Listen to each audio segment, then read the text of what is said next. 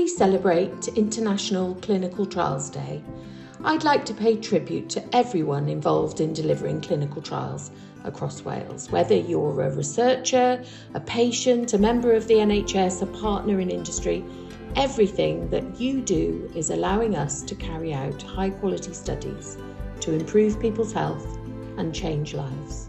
Nearly 280 years ago, James Lind performed the first documented trial on board HMS Salisbury looking into the causes of scurvy.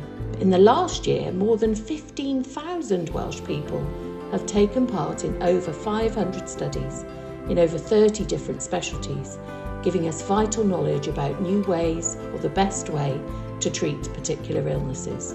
As the national organisation overseeing clinical trials delivery in Wales, Health and Care Research Wales is working hard to ensure that more patients can access more trials, so that today's research has an impact on tomorrow's care.